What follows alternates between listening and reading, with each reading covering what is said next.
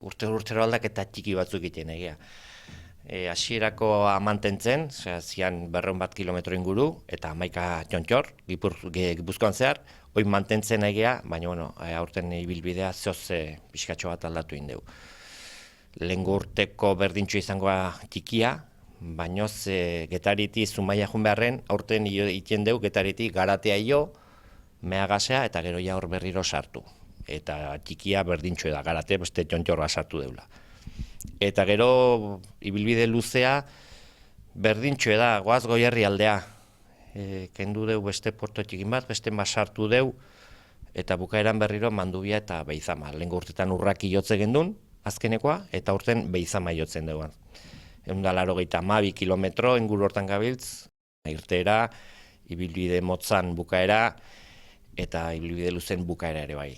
Bezperan inskripzio dorsala jasotzeko lekua ere bai, eta dena izango da polikiroldekin. Ordua aldatu egin dugu aurten, orain arte goizeko 8 egiten genuen irteera, aurten atzeatu indeu ordu bete bat.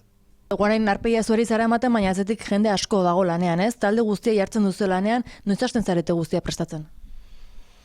Azkenen, urteroko jarraipen bat da, ez? Baina ja hilabete batzuk ja badamazkiu antolatzen astero elkartzea, ez martxako bakarrik, eskolako gauzai buruz bai hitzeteko, mutikozko horren gurasoi.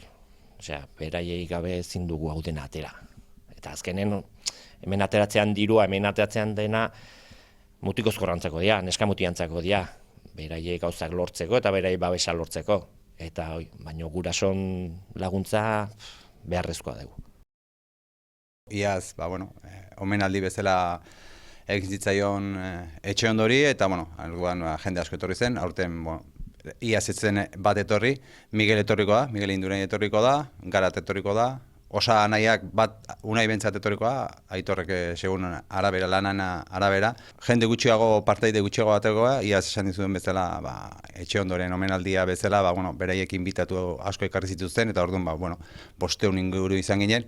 Baina inskripzio moduan gutxera berdintxoa, inkluso igual gehiago izango gera aurten, inskripzioa itxi egin dugu.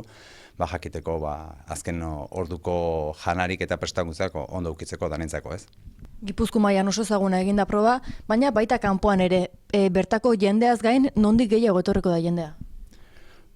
Frantzitik ere baditugu inskritutu batzuk, eta esan behar dut gau, 8-9 probintzi desberdinetako txirrindulariak etortzen dirala, eta horrek seinale esan nahi du, gero eta hori hartzun gehiago hartzen nahi dira kanpo aldean ere bai, eta hori guretzago politiagoa, eta esan duen bezala Aitorrek urtero aldaketa pixka bat egiten dugu, errepikatzen duen jendeantzako ere bai beste igoerak eta hemen inguruko bazterrak ezagutzaren, esaten den bezala askotan Gipuzkoarra berak ere ez dugu barrungo bideak eta herriak ezagutzen, eta bizikletaz eginez asko ezagutzea dagoela, eta horregatik rekorridoaren aldaketa askok horregatik izaten dira.